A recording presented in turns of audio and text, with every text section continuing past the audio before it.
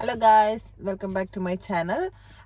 അപ്പോൾ ഇന്നത്തെ നമ്മുടെ പരിപാടി, ഇന്നിവിടെ സൺഡേ ആണ്. ഞങ്ങൾ ഇന്ന് ഇപ്പോൾ സൺഡേ ആഫ്റ്റർനൂൺ ആയി. അപ്പോൾ ഒരുപാട് സ്പെഷ്യലൊന്നും ഇല്ല. പക്ഷെ ഞങ്ങളുടെ ഫ്രണ്ട്, ഞങ്ങളുടെ കൂട്ടത്തിൽ വീഡിയോസിലൊക്കെ കണ്ടിട്ടുണ്ടാവും, ആളുടെ പേര് സ്വിതിൻ എന്നാണ്. അപ്പോൾ അവനൊരു കാർ എടുത്തു, പുതിയൊരു വണ്ടി എടുത്തു, ഫോർഡിൻ്റെ എസ്കേപ്പ് ഹൈബ്രിഡ് 2024 വേർഷൻ എടുത്തു.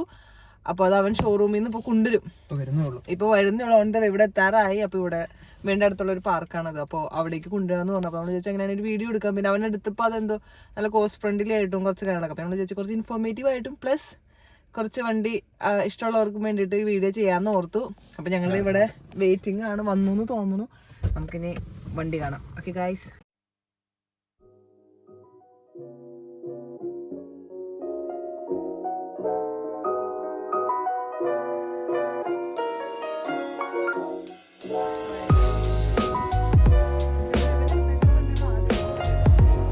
Hello, congratulations.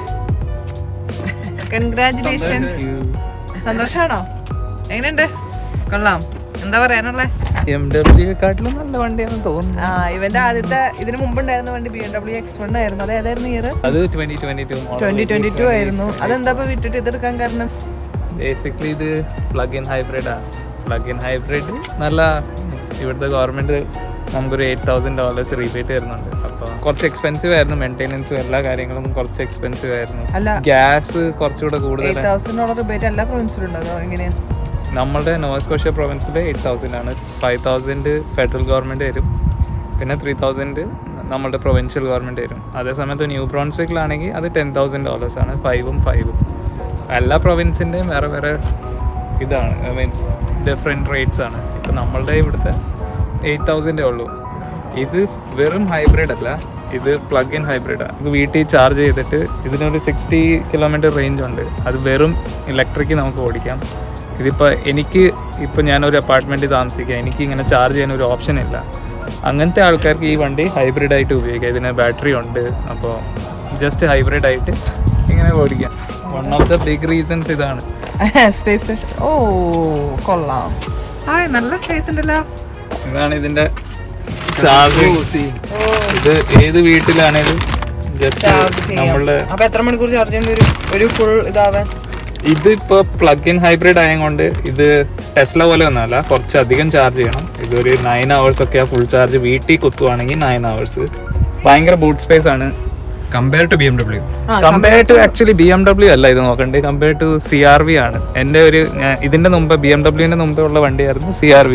അത് 2022 മോഡലായിരുന്നു. ഇത് 2020, ഇത് പുത്തൻ മോഡലാണ്.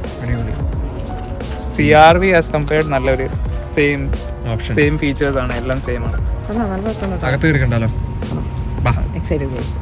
വെള്ള ഇന്റീരിയർ ആണെന്ന് ഞാൻ കേട്ടു. നല്ല സീറ്റൊക്കെ നല്ല രസമുണ്ട്. ഇപ്പൊ എനിക്ക് തോന്നുന്നു BMW ഞങ്ങൾ കയറിയിട്ടുണ്ട്, X1. അപ്പൊ അതില് പാസഞ്ചർ സീറ്റ്സ്, ബാക്കിലത്തെ പാസഞ്ചർ സീറ്റ് ഷോക്കായിരുന്നു. മീൻസ് നമുക്കൊരു കംഫർട്ട് ഇല്ലായിരുന്നു. പക്ഷെ BMW of course driver means എന്താ പറയാ, ഡ്രൈവറിന് വേണ്ടിയിട്ടുള്ളൊരു വണ്ടിയാണല്ലോ. അതും പിന്നെ ഫ്രണ്ട് സീറ്റും കുഴപ്പമുണ്ടായിരുന്നില്ല.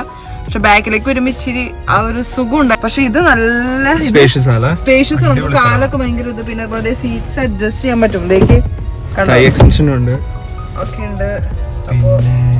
പിന്നെ സി ടൈപ്പ് ചാർജർ ആണ്. അവിടെ ചാർജിങ് ഉണ്ട്, 2 ഇവിടെയും ചാർജിങ്. ഇതിന്റെ ഹൈലൈറ്റ് ഈ സാധനമാണ്, TV പോലത്തെ ഒരു സ്ക്രീൻ.